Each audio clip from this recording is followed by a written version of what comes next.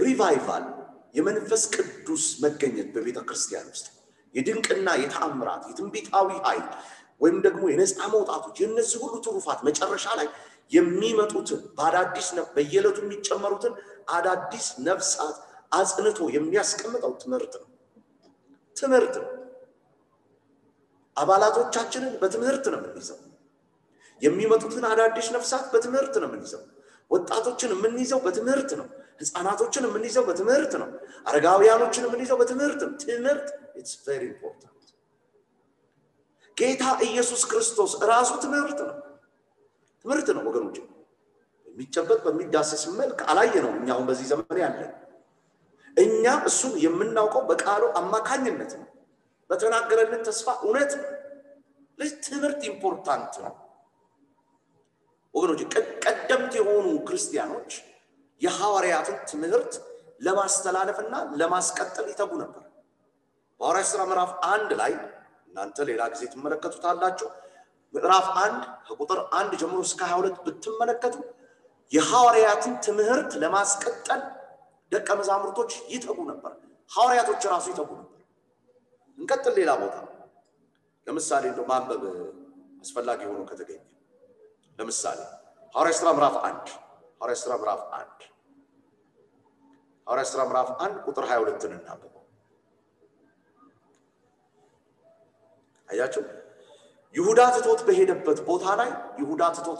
ቦታ ወይም ይሁዳ ያስቆርቱ ይሁዳ ማለት ነው ዲናርን ወዶ ዓለምን ወዶ ገንዘቧን ወዶ ጌታ ኢየሱስ ክርስቶስ አሳልፎ ሰጥቶ በተወው ስፍራ ላይ በተወው የአገልግሎት ዘርፍ ላይ ቀጣይ የሆነ ሰው ሲሾም እንደ ካሪኩለም የወጣው እንደ ካሪኩለም የተቀመጠው እንደ መስፈርት የተቀመጠው ቀጣይ የሆነው የይሁዳን ቦታ ሊተካ ይችላል የተባለው የመጀመሪያው እንደ አይነት የሚል ቃል። ስለዚህ ከዮሐንስ ጥምቀት ጀምሮ ከኛ ዘንድ እስካረገበት ቀን ድረስ ይላል ጌታ ኢየሱስ በእኛ መካከል በገባበትና በወጣበት ዘመን ሁሉ ከኛ ጋር አብረው ከነበሩ ሰዎች ከነዚህ አንዱ ከኛ ጋር የትንሣኤው ምስክር ይሆን ዘንድ ይገባል። የትንሣኤው ምስክር ሆኖ መመረጥ የሚችለው በይሁዳ ቦታ መግባት የሚችለው በመግባቱ በመውጣቱ በክርስቶስ ባለው ማንነት እውነተኛ ምስክር ሊሆን የሚችል ያየ የሰማ ፕራክቲካሊ የነበረ ሰው ነው እንጂ ለትንሣኤው ምስክር እንዲሁ አሰስ ገሰስ መግባት አይችልም። ምን ማለት ነው? ባጭር ቃል በትምህርቱ የኖረ ሰው ነው። ጨብጦ ዳሶ ያወቀ ሰው ዊትነስነቱ አስተማማኝ የሆነ ነው። ይኸውላችሁ ቀጣይ ለሆነው ደቀ መዛሙርት እንኳን ምርጫ ሲመረጥ በይሁዳ ቦታ ለነበረው ሊተካ የታሰበው የመጀመሪያው በገባበትና በወጣበት ዘመን ሁሉ ከኛ ጋር አብረው ከነበሩ ሰዎች ዋይናት ትምህርት በገባበትና በወጣበት ዘመን አብረው የነበሩ ከነሱ መሃል ካልሆነ ሙሉ ሆኖ መናገር የሚችል የለም። ስለ ትንሣኤው ምስክር መሆን የሚችል የለም። ስለ ትንሣኤው ምስክር መሆን የሚችል ኢየሱስን በመግባቱና በመውጣቱ ያየ ብቻ ነው። ምን ማለት ነው? ሌላ ቋንቋ የኢየሱስን ትምህርት ያወቀ ማለት ነው። የኢየሱስን መግባት መውጣት ያወቀ ማለት ነው። ስለዚህ አሁን ምን እንረዳለን? ከዚህ ሁሉ ለትምህርት ላየው ነገር የትንሣኤው ምስክር ሊሆን ስለ ኢየሱስ ሙሉ የሆነ የሚያውቅ ሰው መሆን አለበት ማለት ነው። የሚያውቅ ሰው ካልሆነ ብዙ አይነት ችግር ሊፈጠር ይችላል። ስላላየው ስላላወቀው ነገር እንዴት አድርጎ ዊትነስ መሆን ይችላል? እንዴት ሆኖ የትንሣኤው ምስክር መሆን ይችላል? ምን ማለት ነው? ምን ማለት በሌላ ክፍል ጨምር እንደው በሌላ ክፍል አንድ አጋሽ ቃል አድርግና ወደ ዕለቱ ትምህርት እንገባለን። እሺ ሐዋርያት ሥራ ምዕራፍ 2 ቁጥር 42 ተመልከቱት። ምዕራፍ 2 ቁጥር 42 ምን ይላል? በጣም የሚገርማችሁ ነገር እዩት።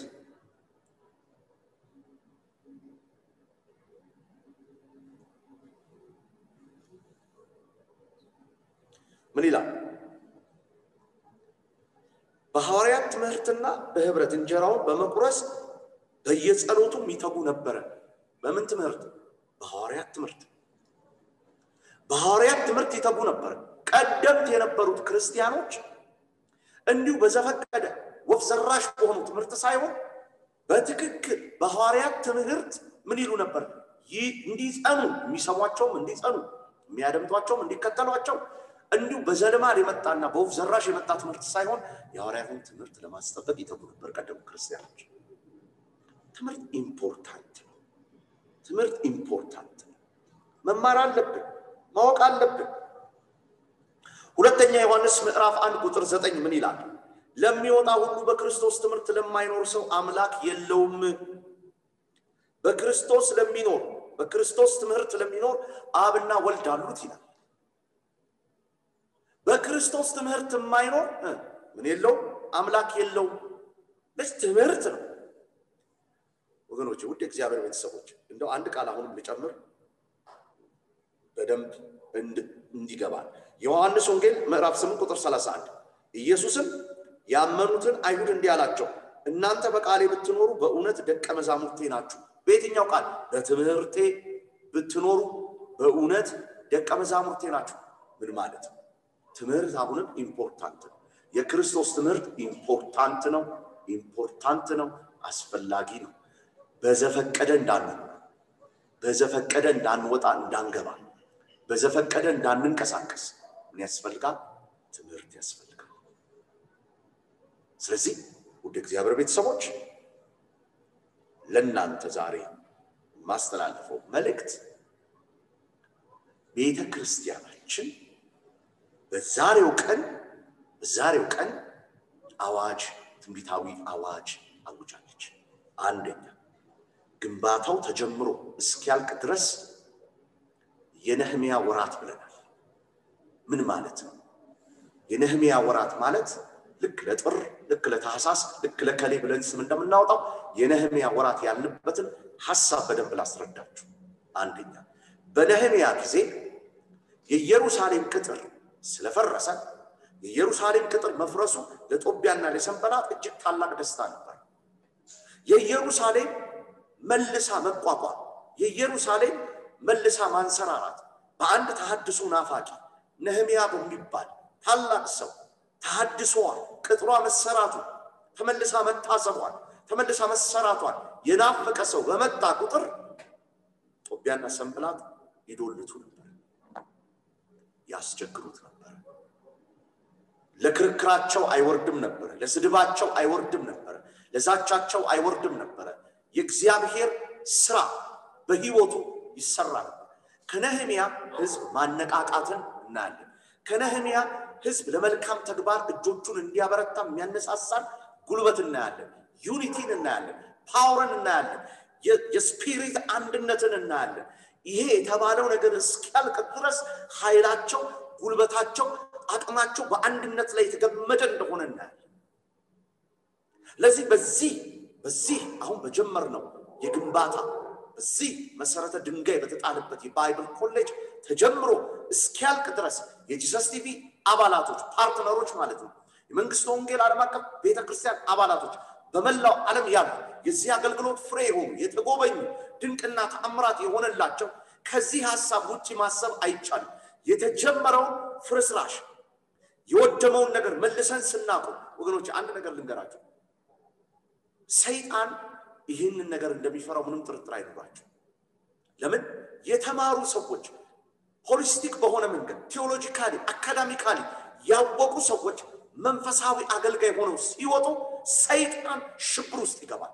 እነዛን ሰዎች ማሳት አይቻልም። እነዛን ሰዎች ወደ ኋላ መጎተት አይቻልም። እነዛን ሰዎች በትምህርት ጥረት መከልከል አይቻልም። እነዛን ሰዎች እንዳያገለግሉ ማድረግ አይቻልም። ምክንያቱም ከተቀበሉት በውስጣቸው ካለው ቅዱሱ ቅባት የተነሳ ማንም ሊያስተምራቸው አይችልም። እግዚአብሔር አምላክ የተባረከ ይሰማል እንደምለው ይሰማችኋል። ስለዚህ በዚህ ጊዜ ትንቢታዊ አዋጅ አለ። በዚህ ትንቢታዊ አዋጅ እያንዳንዳችሁ ተሳተፋላችሁ። በመላው ዓለም በውጭ ያላችሁ ቀላልና ግልጽ ነገር ልንገራችሁ። በማስገባት በጎፈንድሚ ላይ በማስገባት በጎፈንድሚ ላይ ያስገባችሁትን ልክ ከዚህ በፊት ስናረግ እንደነበረው ለምሳሌ የጂሰስ ቲቪ ወራሃዊ ፓርትነር የሚሰጥ ሰው ወራሃዊ ፓርትነሩን ነው የላኩት ይላል።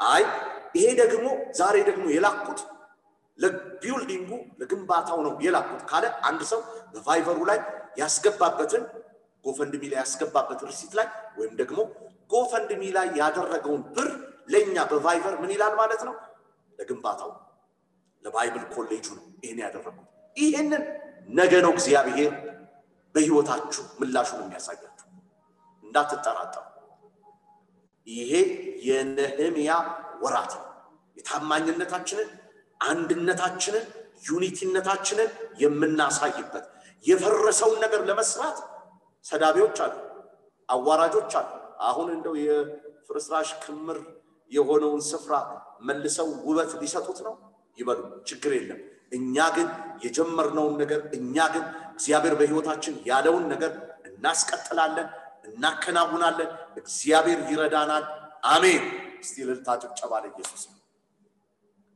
ክብር ለኢየሱስ ይሁን ስለዚህ እንዳትጠራጠሩ ከዚች ቀን ጀምሮ ጎፈንድሚ ክሊር ይደረጋል ይስተካከላል በነገው ዕለት ማስታወቂያ ታያላችሁ ጎፈንድሚ ላይ ፕሊዝ ሁላችን ህንጻው ሲጀምር ህንጻው ሲከናወን ህንጻው ሲቆፈር እያንዳንዱ በየሳምንቱ ይወጣው ወጭ ላላችሁ ለእናንተ አሁን ትንሽ ጊዜ ከቆየን በኋላ አካባቢው ላይ ህንጻው ያለበት አካባቢ ላይ ወይም የሚሰራበት አካባቢ ላይ ካሜራ እንደዚህ ላይቭ ካሜራ ተገጥሞ እያንዳንዳችን እዚህ ሆነን እናየዋለን እግዚአብሔር ይረዳናል ምክንያቱም ካሜራዎቹ ምንም ሁሉ እዛ መድረስ ስለሚችሉ አትጠራጠሩ ከመላው ዓለም የምትማሩበት ርቀት በማይገድበው ሁኔታ አዎ የቢሮ ሰራተኛ ልትሆኚ ትችያለሽ ካናዳ ውስጥ ሆነሽ አሜሪካን ውስጥ ሆነሽ ዓለም ጀርመን ውስጥ አውሮፓ ውስጥ አረብ ሀገር ውስጥ የትሙኝ ግን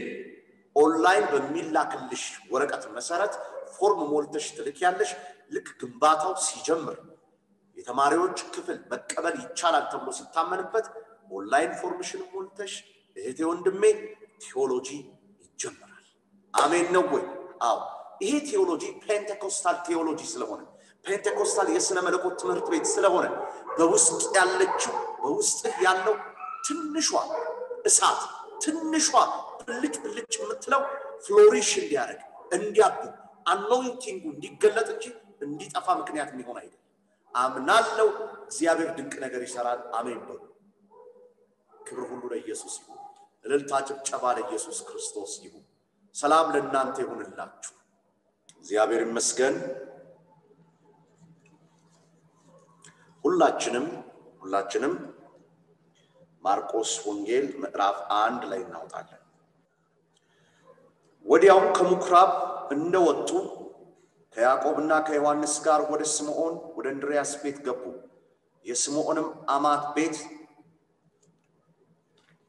የስምዖንም አማት በትኩሳት በሽታ ታማ ነበር ስለ እርሷም ነገሩት ስለዚህ እርሱ ወደ ተኛችበት በመሄድ እጇን ይዞ አስነሳት ትኩሳቱን ተዋት ተነስታም ታገለግላቸው ጀመር ጀንበር ከጠለቀች በኋላ ምሽት ላይ ያካባቢው ሰዎች ህመምተኞችንና ባጋንንት የተያዙትን ሁሉ ወደ እርሱ አመጡ የከተማው ህዝብ በሙሉ በቤቱ ደጃፍ ላይ ተሰብስበው ነበር እርሱም በተለያዩ በሽታ የታመሙትን ብዙዎቹን ፈወሰ ብዙ አጋንንትም አወጣ ነገር ግን አጋንንቱ የኢየሱስን ማንነት ስለሚያውቁ እንዲናገሩ አልፈቀደላቸው ደግሜ ላምነው ወዲያው ከምኩራብ እንደወጡ ከያዕቆብና ከዮሐንስ ጋር ወደ ስምዖን ወደ እንድርያስ ቤት ገቡ የስምዖንም አማት በትኩሳት በሽታ ታማ ተኝታ ነበር ስለ እርሷም ነገሩት ስለዚህ እርሱ ወደ ተኛችበት በመሄድ እጇን ይዞ አስነሳት ትኩሳቱን ተዋት ተነስታ ታገለግላቸው ጀመር ከጠለቀች በኋላ ምሽት ላይ ያካባቢውን ሰዎች ህመምተኞችና ባጋንንት የተያዙትን ሁሉ ወደ እርሱ አመጡ የከተማው ህዝብ በሙሉ በቤቱ ደጃፍ ላይ ተሰብስበው ነበር እርሱም በተለያየ በሽታ የታመሙትን ብዙዎቹን ፈወሰ ብዙ አጋንንትም አወጣ ነገር ግን አጋንንቱ የኢየሱስ ማንነት ያውቁ ስለነበረ እንዲናገሩ አልፈቀደላቸውም ክብር ለኢየሱስ ይሁን ክብር ለአምላካችን ይሁን በዚህ ክፍል ላይ የምንመለከተው በዚህ ክፍል ላይ የምናየው ብዙዎች ከምኩራብ ከወጡ በኋላ ጌታ ኢየሱስ ክርስቶስ ወደሚያደርገው አገልግሎት ወደሚያደርገው ስፍራ እንደመጡ ነው ምናየው ሁሉም ከምኩራብ እንደወጡ ከያዕቆብና ከዮሐንስ ጋር ወደ ስምዖንና ወደ እንድርያስ ቤት ገቡ ከዛስ የስምዖን አማት በትኩሳት በሽታ ታማ ነበረ፣ ተኝታም ነበረ። ስለርሷም ነገሩ። ስለዚህ ወደ ውስጥ ወደ ተኛችበት ገብቶ እጇን አስነሳት፣ ትኩሳትም ተዋት፣ ተነስታም ታገለግላቸው ጀመር። ከጠለቀችም በኋላ ምሽት ላይ የአካባቢው ሰዎች መምተኞችና ባጋንንት የተያዙት ሁሉ ወደ እርሷ መጡ። እጆች ወደ ላይ እናንሳ። ሌጋቶ ፍሬዴስ ፓዲያ ኩባላባሽ ሄንቴሌኮስ አዲካላባሽ አልቫቴር ቴክሮዶስ ፓዳ ካልታ ፕሮዶኮባሽ አልማጂቲ ሊኮስ ሲሊሊሊቦሼ። አቤቱ አምላኬ ቅዱስ እግዚአብሔር በዛሬው ዕለት በሚኖረው በዚህ አገልግሎት ላይ በልጅህ በኢየሱስ ክርስቶስ ስም መንፈስ ቅዱስ ታላቅን ሥራ እንዲሰራ ለምን ደግሞ ስለምታረገው ነገር ሁሉ ስምህ ይባረክ፣ ስምህ ይባረክ። ኢየሱስ ጌታ ነው። ይገርማችኋል ቅዱሳን፣ ዛሬ እግዚአብሔር አንድ ነገር እንዲህ አለኝ። ይሄ ፕሮግራም ከመዘጋጀቱ በፊት እጅግ በጣም ብዙዎች መቃብር ላይ ስማቸው ተጥሏል አለ። ዛሬ እዚህ የምታገለግላቸው ብዙዎቹ መቃብር ላይ ስማቸው ተጥሏል። ኢትዮጵያ ውስጥ፣ ኤርትራ ውስጥ አሩ ግን ሟራቾቻችሁ፣ ደጋሚዎቻችሁ ስለ እናንተ መከናወን፣ ስለ እናንተ መሳካት እጅግ የተጨነቁ የተጠበቡ፣ በብዙ አይነት መንገድ እናንተን ለማጥፋት ብዙ አይነት መንገድ የሚታጠቁ፣ ብዙ አይነት ስፍራ የሚጓዙ እነሱን እግዚአብሔር አሳየኝና ስሞቻቸው በየጠንቋዩ ቤት የተሰጠውን ስሞቻቸውን በየመቃብሩ ስፍራ ላይ ተጥለዋል። ከሬሳ አፈር ጋር ተቀላቅሎ ተደርጎ ተጥሏል።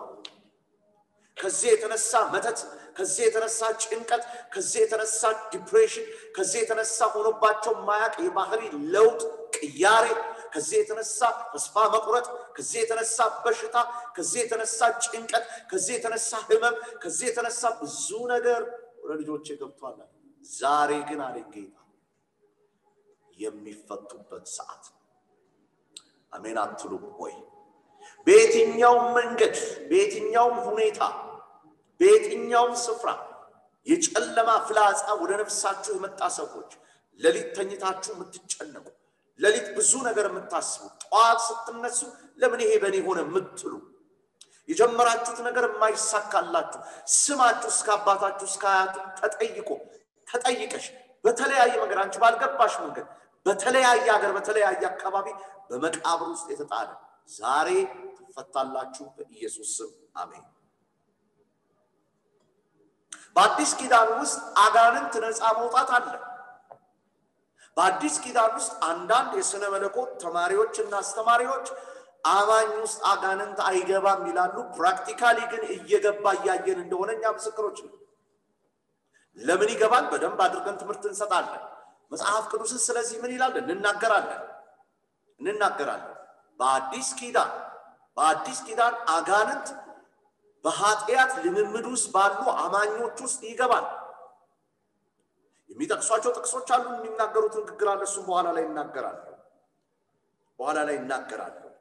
በማቴዎስ 12 ቁጥር 22 ላይ ግን ሰው አጋንንት ሲገባበት ወይም አጋንንት ወደ ነፍሱ ሲመጣ ምን አይነት ነገር ይሆናል ካለን ምን እንደሆነ ማቴዎስ 12 ላይ እናያለን።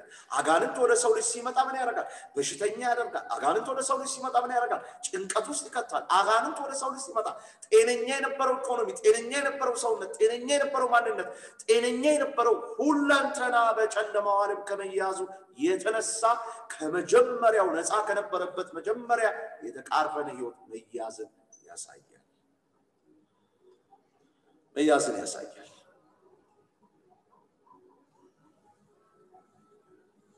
ማቴዎስ ወንጌል ምዕራፍ 9 እንመልከት። ከቁጥር 32 ጀምሮ ነው እስቲ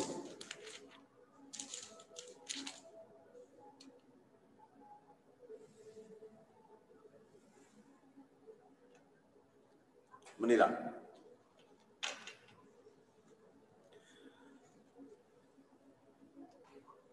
ከዚያም ሲወጡ በጋኔል የተያዘ ዲዳ ሰው ወደ እርሱ አመጡ። ከዚያም ሲወጡ በጋኔል የተያዘ ዲዳ ሰው አመጡ፣ ወደ እርሱ አመጡ። ጋኔል ከወጣለት በኋላ ዲዳው መናገር ጀመረ። ሕዝቡም ተደንቀው እንዲህ ያለ ነገር በእስራኤል ምድር ታይቶ አይታወቅም አሉ። ፈሪሳውያን ግን አጋንንትን የሚያወጣው በአጋንንት አለቃ ነው አሉ። አጋንንትን የሚያወጣው በአጋንንት አለቃ ነው አሉ። የኔ ቶፒክ ይሄ ነው። ዲዳ ሰው ነው። ዲዳ ሰው ነው። በጋኔል ነው የተያዘው። ሰውየው ሲፈጠር አፍ አለው፣ ማውራት ይችላል። ጋኔሉ ከገባበት በኋላ ግን ጋኔሉ ውስጡ ከሆነ በኋላ ግን ሰውየው ዲዳ ሆነ። ወደ ጌታ ኢየሱስ ክርስቶስ ሲመጣ ዲዳው የነበረው ሰው ጋኔል ከውስጡ ሲወጣለት መናገር ጀመረ። እርኩስ መንፈስ ሰዎችን አካላዊ ማንነታቸውን የመቆጣጠር ኃይሉ ከፍተኛ ነው።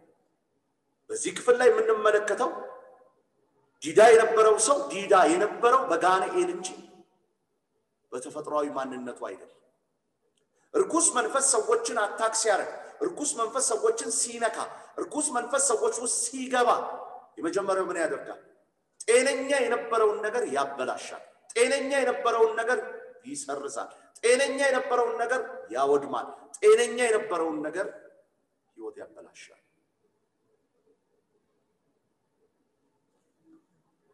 የመጀመሪያው ጋኔል ነበረበት። ጋኔሉ ሰውየውን ያደረገው ዲዳ ነው። ስለዚህ ምን ሆነ? መናገር ጀመረ። መናገር ጀመረ። ሌላ ሰው ደግሞ እንመልከት። ማቴዎስ ወንጌል ምዕራፍ 12 ላይ ማቴዎስ ወንጌል ምዕራፍ 12 ላይ እንመልከት።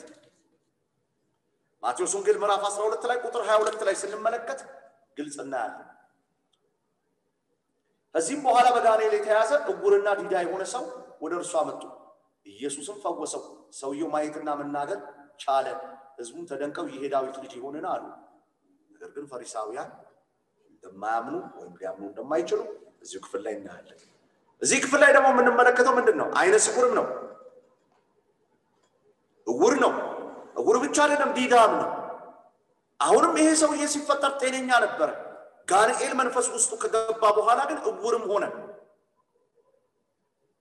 ጋኔል ውስጡ ከገባ በኋላ ግን አሁንም ምን ሆነ? ዲዳ ሆነ። በዚህ ክፍል ላይ አሁን የምንመለከተው ምንድነው? አጋንንት ወደ ሰው ልጆች ሲገባ የሰዎችን አካላዊ ማንነት ኢትስኖታ ኢኮኖሚ ብቻ አይደለም፣ ከሊትና ከሊም ብቻ አይደለም፣ የገባበትን ቦታ የሰዎችን አእምሮ፣ የሰዎችን ጭንቅላት፣ የሰዎችን አይን፣ የሰዎችን ጤንነት፣ የሰዎችን ህይወት ማበላሸት ይችላል። በማቴዎስ 12 ላይ ዲዳም ዕውርም ነበር። በማቴዎስ 8 ላይ በማቴዎስ 9 ላይ ጋኔል ያደረበት ሰው ምን ነበር? ዲዳ ነበር። ምን ማለት ነው? በሌላ ቋንቋ ቀላል ነገር መናገር እንችላለን። ቀላል ነገር መናገር እንችላለን። እስቲ ሌላስ ምን አይነት ባህሪ ያሳያል? ሌላስ ምን አይነት ነገር ያሳያል? አንደኛ ሳሙኤል እንመልከተው እስቲ። አንደኛ ሳሙኤል ምዕራፍ 16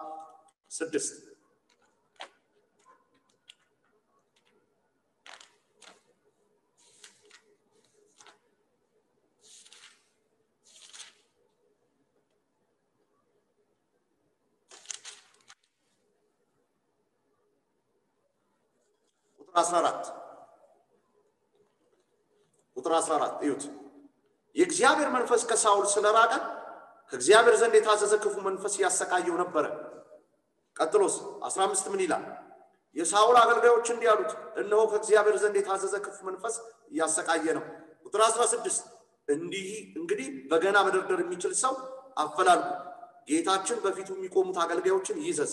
ከዚያስ ከእግዚአብሔር የታዘዘው ክፉ መንፈስ በአንተ ላይ በመጣ ጊዜ በገና ይደረድርልሃል፣ ደናም ትሆናለህ። ስለዚህ ሳኦል አገልጋዮቹን መልካም አድርጎ በገና መደርደር የሚችል ሰው ፈልጋችሁ አምጡልኝ አለ። አገልጋዮቹ አንዱ መልካም አድርጎ በገና መደርደር የሚችል የቤተልሔሙን የእሴይ ልጅ አይቻለሁ፣ እርሱም ጀግና ተዋጊ ነው፣ በአነጋገሩ አስተዋይ ነው፣ የደስ ያለው ነው፣ እግዚአብሔርም ከእርሱ ጋር ነበር ብሎ መለሰለት። እዚያም ሳኦል ከበጎች ጋር ያለውን ልጅህን ዳዊትን ላክልኝ ሲል መለስ መልእክተኞችን ወደ እሴይ ላከ። እሴይም እንጀራና በወይን ጠጅ የተሞላ አቅማዳ በአህያ አስጭኖ የፍየል ጠቦት አስይዞ ልጁን ዳዊትን ወደ ሳኦል ላከው። ዳዊትም ወደ ሳኦል መጥቶ አገልግሎቱን ጀመረ። ሳኦልም እጅግ ወደደው፣ እርሱም የሳኦል ጋሻ ጃግሬ ሆነ። ከዚያም ሳኦል ዳዊትን ወድጄዋለሁ፣ ከኔ ዘንድ ሆኖ እንዲያገለግል ፍቀድልኝ ብሎ ወደ እሴይ ላከ። ክፉ መንፈስ እግዚአብሔር ዘንድ ባሰቃየው በሳኦል ላይ በሚመጣበት ጊዜ ዳዊት በገናውን ይዞ ይደረድር ነበር፣ ሳኦልም ይሻለው ነበር፣ ክፉ መንፈስ ከሱ ይርቅ ነበር ይላል። በዚህ ክፍል ላይ የምንመለከተው ምንድነው? በዚህ ክፍል ላይ የምንመለከተው ግልጽ ነገር ንጉሱን የሚያስጨንቅ፣ ንጉሱን የሚያውክ፣ ንጉሱን የሚረብሽ፣ ንጉሱን አእምሮን ሁሉ ዲፕሬሽን ውስጥ የሚከት መንፈስ በሳኦል ላይ ነበረበት። ዳዊት በገናውን በሚደረድርበት ሰዓት ላይ ከሳኦል ላይ ይሸሽ ነበር። ምግባረ ብልሹነት አካላዊ ብቻ አይደለም፣ አእምሮንም የመቆጣጠር ኃይሉ ዲመን ከፍተኛ ነው። ምግባረ ብልሹነት፣ አመፀኝነት፣ ክፋት፣ መበሳጨት፣ መናደድ፣ ስር የሰደደ ቁጣ፣ ቂመኝነት፣ እልህ በሳኦል ላይ የታዩት ማንነቶች ነበሩ። ለዚህ በዚህ ክፍል ላይ የምንመለከተው ሳኦል የነበሩበት ጭንቀቶች፣ የነበሩበት ሐዘኖች፣ የነበሩበት ዲፕሬሽኖች፣ የነበሩበት ሰላም ማጣቶች፣ መታወክ፣ መጨነቅ፣ እነዚህ ሁሉ ከማን የመጡ ነበሩ? ከሰይጣን የመጡ ነበሩ። ከሰይጣን የመጡ ነበሩ። እሺ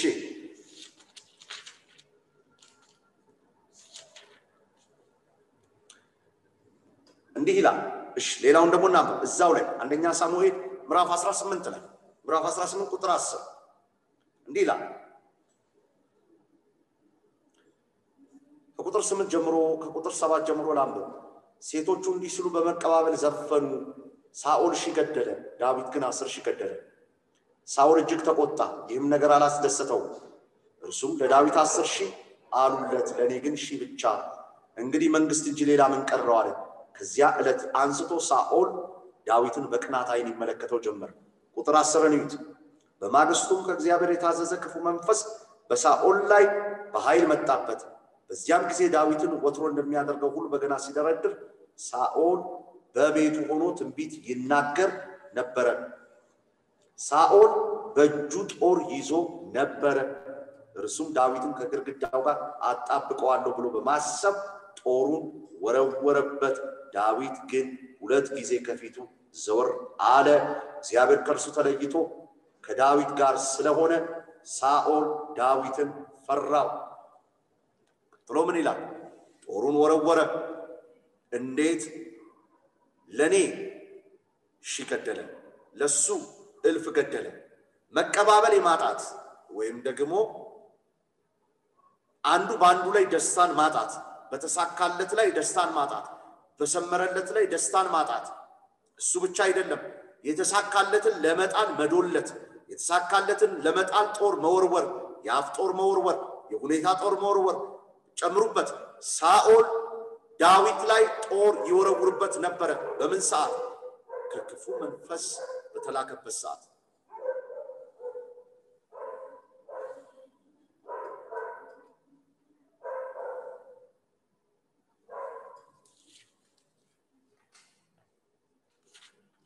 እንቀጥላለን። ስለዚህ ሳኦልን የሚያነሳሳው ዳዊትን እንዲጠላው የሚያደርገው ዳዊትን ጦር እንዲወረውርበት የሚያደርገው ዳዊትን እንዲገድለው የሚያነሳሳው መንፈስ ምን አይነት መንፈስ ነው ካልን ምን አይነት መንፈስ ነው? የሰይጣን መንፈስ። አእምሮን መቆጣጠር ብቻ አይደለም፣ ሁኔታን መቆጣጠር ብቻ አይደለም፣ ዲዳና ደንቆሮ አይነ ስውር ማድረግ ብቻ አይደለም። ዲመን ሌላስ ምን ያደርጋል? ክፉ ባህሪ ይጨምራል። አስተውሉ። መጀመሪያ ላይ ያነበብኩላችሁ መጀመሪያ ላይ ምን ብያላችኋል? በአንደኛ ሳሙኤል ምዕራፍ 16 ላይ ዲፕሬሽንን ይልካል፣ ጭንቀትን ይልካል። ዛሬ በመላው ዓለም ያላችሁ ውድ እግዚአብሔር ቤተሰቦች፣ የጂሰስ ቲቪ ኢትዮጵያ ፓርትነሮች ስንት አይነት ነገር ነው ዓለም መድኃኒት ያላት ዲፕሬሽን ብላ ስንት አይነት ዲፕሬሽን ያለው። እነዚህ ሁሉ የኢቪል ስፒሪት ናቸው፣ ልትረዱት ይገባል።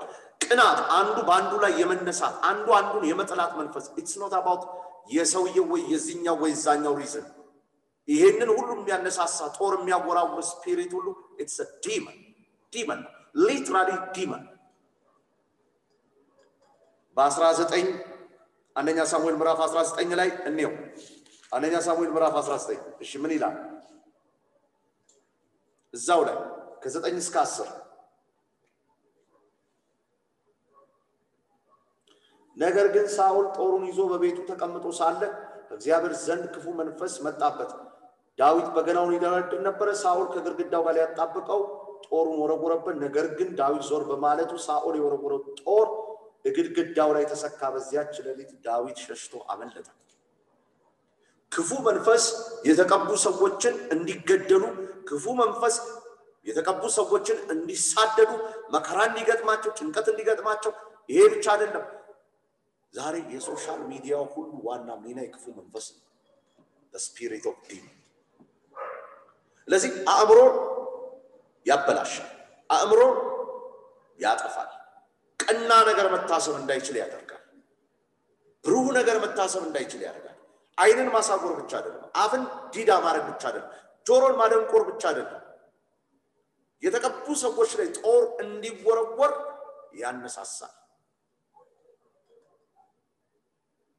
ሰዎች ከሰዎች ጋር እንዲጣሉ የተበላሸ ባህሪ የተበላሸ ማንነት የተበላሸ አስተሳሰብ የተበላሸ አመለካከት የተበላሸ ካራክተር እንዲሁ ከመሬት ተነስቼ ነው የምጠላት እንዲሁ ከመሬት ተነስቼ ነው የምጠላው እንዲህ አይ ጥላቻ የሚባለው ሁሉ ለዚህ ነው ስለ ጥላቻ ሲናገር የእግዚአብሔር ቃል ከነፍሰ ገዳይ እኩል ነው የሚያስቀምጠው ለምን ፖሰስድ ነው ኦሬዲ ክፉ ጨለማ ውስጥ አለ ማለት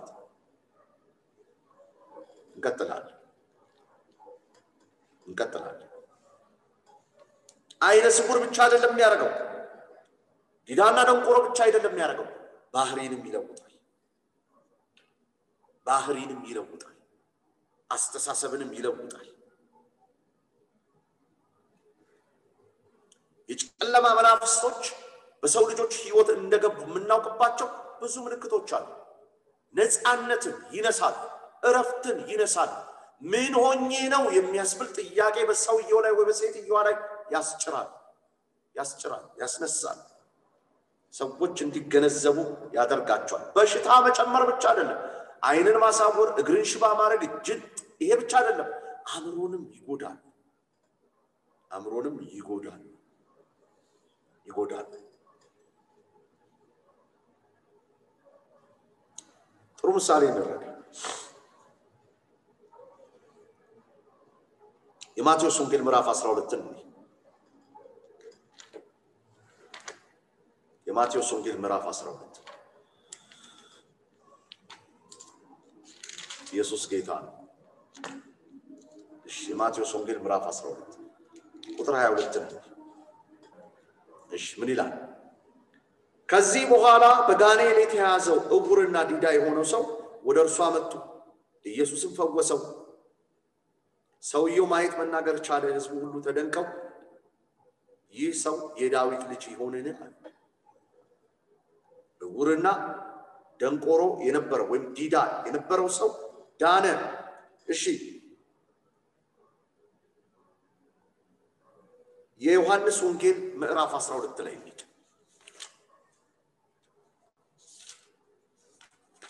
አምሮን መያዝ ብቻ አይደለም ባህሪንም ያበላሻል ብያቸዋል ባህሪን ማበላሸት ብቻ አይደለም እዚህ ጋር ደግሞ የምንመለከተው ተሰምቷችሁ ማያቀን ስሜት እንዲሰማችሁ ያደርጋል ገንዘብ ናፋቂነት ያደርጋል እሺ በዚህ ክፍል ላይ ምንመለከተው ነገር ይኖራል የፋሲካ በዓል 6 ቀን ሲቀረው ኢየሱስ ከሞት ያስነሳው አልዓዛር ወደሚኖርበት ወደ ቢታንያ መጣ በዚያም ለኢየሱስ ሲባል ራት ተዘጋጀ ማርታም ስታገለግል አልዓዛር ከእርሱ ጋር በማዕድ ከተቀመጡት አንዱ ነበር ማርያምም ዋጋው እጅግ ውድ የሆነ ግማሽ ሊትር ንጹህ የናርዶስ ሽቶ አምጥታ በእግሩ ስር አፈሰሰች እግሩንም በጠጉሯ አበሰች ቤቱንም የሽቶ መዓዛ ሞላው ከደቀ መዛሙርቱ አንዱ ኋላ አሳልፎ የሰጠው የአስቆሮቱ ይሁዳ ግን በመቃወም እንዲህ አለ ይህ ሽቶ በ300 ዲናር ተሽጦ ገንዘቡን ለድሆች ለምን አልተሰጠም ይህ የተናገረው የገንዘብ ከረጢት ያሽ በመሆኑ ከሚቀመጠው ለራሱ የሚጠቀም ስለነበረ ሌባ ስለሆነ ነው እንጂ ለድሆች ተቆርቆሮ አልነበረም ቁጥር 7 እንግዲህ ኢየሱስ እንዲህ አለ ይህ ሽቶ ለቀብሬ ቀን የታሰበ ስለሆነ እንድታቆየው ተዋት ድሆች ምን ጊዜም ከናንተ ጋር ናቸው እኔ ግን ሁሉ ጊዜ አታገኙኝ የተቆርቋሪነት የመልካም ሐሳብ አፍላቂ ወይም ደግሞ የተሻለውን ነገር አይዲያ ሰጪ በሚመስል ሰይጣን የሰዎችን አእምሮ ይቆጣጠራል የሚቆጣጠረው ግን ትክክለኛ ጄኒን በመሆነ መንገድ እንዲያስቡ አድርጓቸው አይደለም ሁለት አይነት አመለካከት ወይም ደግሞ ባጭር ቃል ሰዎችን በጥበብ የማሸነፍ በምድራዊ ጥበብ አጋንንታዊ በሆነ መንገድ ሰዎችን የማታለልና ፕሮቮክ የማድረግ ባህሪን ያሳያል ምን ማለት ነው ሁለት አይነት ባህሪ ሰዎች እንዲኖራቸው ያደርጋል አልቲሜትሊ ይሁዳ የሚያስበው ከገንዘቡ ትርፍ ስለሚያገኝ ስለሚወስድ የከረጢቱ የገንዘብ መያዣው ከረጢቱ በሱ እጅ ያለ ስለሆነ ከላዩ ላይ ቀንጨብ ያደረገ ስለሚበላ እንጂ በእውነት ለድሆቹ አስቦና ለድሆቹ ተጨንቆ አይደለም በግልጽ ለመረዳት ያክል አጋንንት ሰው ህይወቱ ሲገባ ምን ያደርጋል ባህሪን ይለዋውጣል የሚያስቡት ሌላ ነገር ነው የሚጠይቁት ግን ሌላ ነገር ነው የሚፈልጉት ሰውን የሚቀርቡት ለሌላ ነገር ነው ግን ከበራፕ አርጎ ባጭር ቃል ዲመን ሁለት አይነት ካራክተር ይሰጣል እየገባችሁ ነው ውድ እግዚአብሔር ቤተሰቦች እየገባችሁ ነው ለዚህ ሁለት አይነት ባህሪ ያላቸው መልቲፕል የሆኑ ሰዎች ሁሉ በምን የተያዙ ናቸው በዲመን የተያዙ ናቸው በሰይጣን የተያዙ አንድ አይነት ባህሪ የሌላቸው የሚወዱት ነገር የማይታወቅ የሚጠሉት ነገር የማይታወቅ የሚፈልጉት ነገር የማይታወቅ ተለዋዋጭ እንደ እስስት አይነት ባህሪ ያላቸው አጠቃላይ በጨለማው ዓለም የተያዙ ናቸው ይሁዳ የሚፈልገው ነገር ከቀረጢቷ መውሰድ ነው መቦጨቅ ነው መብላት ነው ግን ይሁዳ ከቀረጢቱ የሚበላውን ከበራፕ አድርጎ የሚያወራው ስለሚፈሰው ናርዶስ ሽቶ እንዴት ይሄ ሁሉ መዓዛ ይሄ ውድ የሆነ 300 ዲናር የሚያወጣ እንዴት በሚል ሐሳብ የሚያወራው የፈሰሰው ወይም ደግሞ ተሽጦ ከላዩ ላይ ቀንጭቦ እበላዋለሁ ብሎ ያሰበው ባለመከናወኑ የልቡን ሐሳብ የሚያወጣው በድሆች አርእስት ላይ ነበር ለዚህ ይሄን የሚያረጋው የነበረው በውስጡ ምን ስለነበረበት ነው አጋንንት ስለነበረበት ነው እንዴት ጌታ ኢየሱስ አጠገብ ሆኖ አጋንንት ይገባበታል እንዳትሉ ያው በኋላ ላይ የምንነጋገራቸው ነገሮች ይኖራሉ በኋላ ላይ የምንላቸው ነገሮች ይኖራሉ በዮሐንስ ወንጌል ምዕራፍ 13 ላይ ነው በዮሐንስ ወንጌል ምዕራፍ 13 ላይ ስናየው ጌታ ኢየሱስ ክርስቶስ ለፋሲካ በዓል እግር ያጠበበት ስፍራ ነው ምንመለከተው ቀጥታ ግን እዛ ቦታ ላይ ጌታ ኢየሱስ ክርስቶስ የተናገረው ነገር ነበር እስቲ ምንድን ነበር ያለው ከቁጥር 26 ጀምሮ ነው ወይ 25 እሺ ቁጥር 18 ጀምሮ የበለጠ እንዲገባን ነው ስለ ሁላችሁ መናገር አይደለም ይላል የመረጥኳቸውን አውቃለሁ ነገር ግን እንጀራዬን አብሮ የቆረሰ ተረከዙን አነሳብኝ የሚለው የመጽሐፍ ቃል እንዲፈጸም ሲፈጸም እኔ እንደሆንኩ ታምኑ ዘንድ ይህ ከመሆኑ በፊት አሁን ነገርኳችሁ እውነት እላችኋለሁ የላኩትን የሚቀበል እኔን ይቀበላል እኔን የተቀበለ የላከኝን ይቀበላል ከዚህ በኋላ ኢየሱስ በመንፈሱ ታውቆ እውነት እላችኋለሁ ከናንተ አንዱ አሳልፎ ይሰጠኛል ሲል በግልጽ ተናገረ ደቀ መዛሙርቱ ማንን ማለቱ እንደሆነ ግራ ተጋብተው እርስ በርሳቸው ተያዩ ከነሱ አንዱ ኢየሱስን ይወደው የነበረው ደቀ መዝሙር ወደ ኢየሱስ ደረት ተጠግቶ ተቀመጠ ወደ ኢየሱስ ደረት ተቀምጦ ነበር ስምዖንም ጴጥሮስም ይህንን ደቀ መዝሙር በምልክት ጠቅሶ ማንን ማለቱ እንደሆነ ጠይቀው አለ እርሱም ወደ ኢየሱስ ደረት ደገፍ ብሎ ጌታ ሆይ ማን ይሆን ብሎ ጠየቀው ኢየሱስም ይህን ቁራሽ እንጀራ ከወጭቱ አጥቅሼ የምሰጠው ነው አለ ከዚያም ያን ቁራሽ እንጀራ አጥቅሶ ለስምዖን ልጅ ለአስቆሮቱ ይሁዳ ሰጠው ይሁዳ ቁራሹን እንጀራ እንደተቀበለ ወዲያው ሰይጣን ገባበት። መልቲፕል የሆነ ካራክተር የሚሰጠው አሁን ሰው አሁን አፈር ይላሉ አንዳንድ ሰዎች ሲናገሩ የሚለዋወጥ ስንት ኪኒን ያስቀማል። እንዲህ አይነት ማለት ይሁዳ የሚያስበው 300 ዲናር ስለተሸጠችው ወይም ብትሸጥ ስለምታወጣው አልባስተሮስ ሽቶ ነው። እሷንም የፈለጋት ለምንድነው? ለራሱ ነው። ግን ያችን ነገር ግልጽ አልጠየቀም። የጠየቀው ምንድነው? 300 ዲናር የሚያወጣ ሽቶ እንዴት ይሄን የመሰለ አልባስተሮስ እንዴት መሬት ላይ ይደፋል? እውነታው ግን ጌታ ኢየሱስ ክርስቶስ አጥቅሶ እንጀራን ቁራሽ እንጀራን ሲሰጠው አጋንንት ገባበት ይላል። ኦኬ የሚለዋወጥ ቅድም ለሳውል ብያቸዋል። የሚጫጫን የሚደብት ተካሄ ሁካታ ውስጥ የሚከት ሙድ ዲስኦርደር የሚባለው ማለት ነው። ይሄ ሁሉ የምን ምልክት ነው? የዲመን ምልክት ነው። ጨለማ አጋንንታዊ በሽታዎች ሁሉ የምን ምልክት ነው? በዲመን የመያዝ ምልክት ነው። ያልተረጋገጠ ባህሪ ያልተሰመረበት ባህሪ የሚለዋወጥ ማንነት ዛሬ መሳቅ ነገ ማልቀስ ነገ መሳቅ ከነገ ወዲያ ማልቀስ እንዲህ የተለዋወጠ ማንነት ሁሉ የምን ባህሪ ነው? አጋንንት የገባበት ባህሪ ነው። እየሰማችሁ ኮልጃችሁን አንቀሳቅሱ።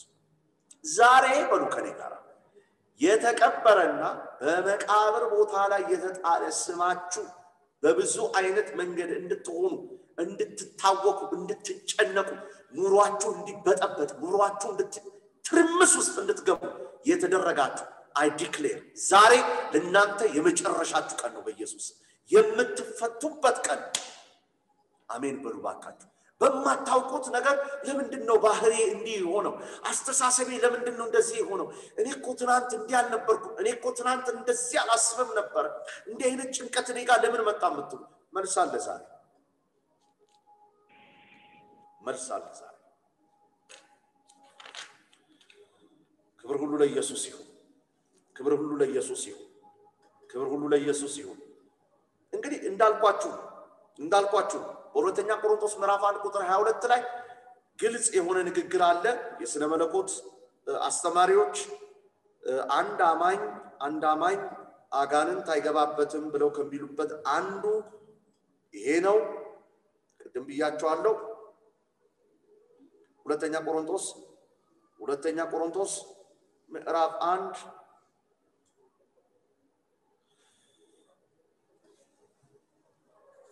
ቁጥር 22 ደግሞ ያተመን የመንፈሱ መያዣ በልባችን የሰጠን እርሱ ነው ይላል። እሺ እንደገና ደግሞ ሁለተኛ ቆሮንቶስ 5:5 ይቀጥላል። አሁን ነገር ግን ለዚሁ ስራ እግዚአብሔር ነው እርሱም የመንፈሱ መያዣ ሰጠን ይላል። ልቀጥል። አንደኛ ቆሮንቶስ ደግሞ ምዕራፍ 6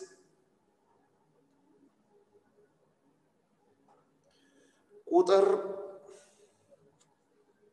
19 ምን ይላል? ወይስ ስጋችሁ ከእግዚአብሔር የተቀበላችሁት በእናንተ የሚኖረው የመንፈስ ቅዱስ ቤተ መቅደስ እንደሆነ አታውቁምን? በዋጋ ተገዝታችኋል፣ ለራሳችሁ አይደላችሁም። ስለዚህ በስጋችሁ እግዚአብሔርን አክብሩ ይላል። ትክክል ነው። ምንም ዳውት የለውም።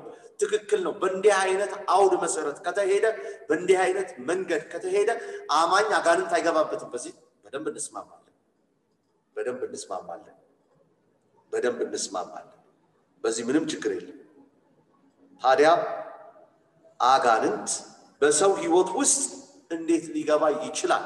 በስንፍና፣ በኃጢአት፣ በዓለማዊ ህይወት፣ ባልተቆረጠ ህይወት፣ በአመጽ፣ በዝሙት፣ በክፋት፣ በተንኮል እግዚአብሔር በማይወዳቸው መንገድ ወደ ሰው ልጅ ህይወት ውስጥ አጋንንት ዳግም የተወለደም ቢሆን አሮጌውን ሰው እስካልጣለ ድረስ አጋንንት ይገባበታል።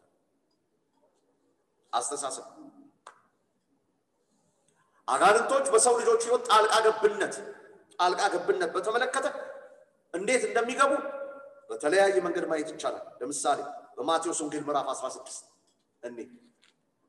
በማቴዎስ ወንጌል ምዕራፍ 16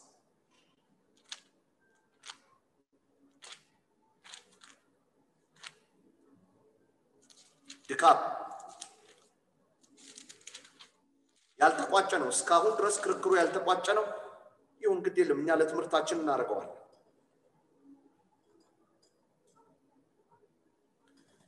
ማቴዎስ 16 ቁጥር 23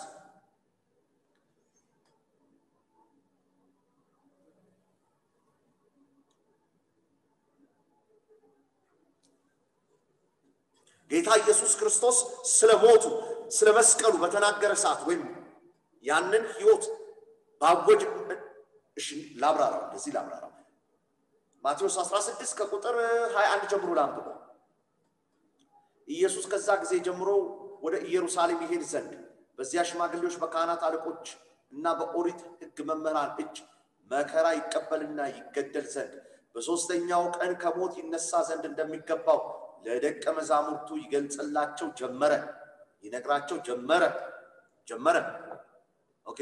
ኦኬ ጴጥሮስ ኢየሱስን ወደ ጎን ሳብ አድርጎ ጌታ ሆይ እንዲህ ያለውን ፈጽሞ አይድረስብህ እያለ ይገጽሰው ጀመረ ኢየሱስም ወደ ጴጥሮስ ዞር ብሎ አንተ ሰይጣን ሂድ ቀጥሎስ ምን ይላል ከዚህ ሰው አንተ ሰይጣን ሂድ ከዚህ ሰው እንጂ አንተ ሰይጣን ሂድ ከዚህ ሰው ከዚህ የሰው እንጂ እግዚአብሔርን ነገር በሐሳብ ስለሌለ ኦኬ ላምቦ ደግሞ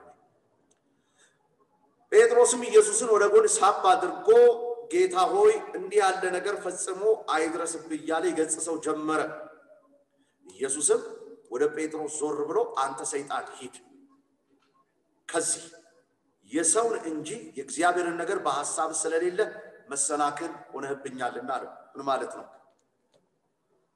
ምንም ፓራዶክስ አይደለም የሚጣረስ አይደለም ድካም ሐሳብ ሊያስብ የቻለው ይህ ባንተ አይሁንብህ ሊል የቻለው ሰይጣን በውስጡ ስለገባ ነው በምን ምክንያት በድካም ምክንያት የምን አይነት ድካም የሰውን ለሰው የሚመች ለሰው የሚሆን ለሰው የሚጠቅም ለሰው የሚረባ ለሰው ለመንፈሳዊ ሰው የማይሆን ለመንፈሳዊ ሰው የማይሆን ለሰው ግን ጥቅም የሆነ ለዚህ ሟች ለሆነው ስጋ ፍራሽ ለሆነው ስጋ ጥቅም የሆነ ግን ለመንፈሳዊ የማይሆን ይሄ ሁሉ ምንድነው አጋንንት ነው በድካም የሚገባ አጋንንት ነው ስለዚህ ጌታ ኢየሱስ ምን አለው ውጣ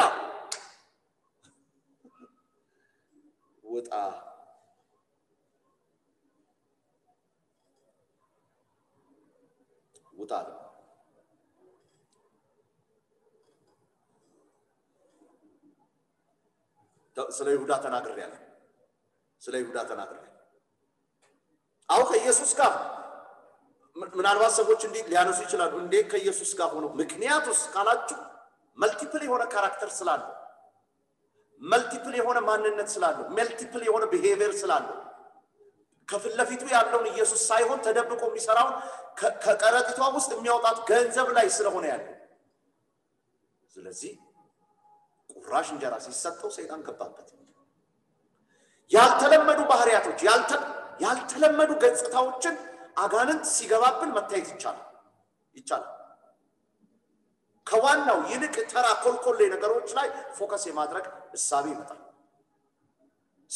ማለት በዚህ ላይ ለሰው የሚጠቅም ጴጥሮስን ብንመለከተው ለሰው የሚጠቅም ለሰው የሚረባ ግን መንፈሳዊ ትርጓሜ የሌለው ለመንፈሳዊ ሰው የማይጠቅም እነዚህ ሁሉ ሐሳቦች እንደቀላል አይታዩ አይነታቸው ይለያይ እንጂ አጋንንት ሰይጣን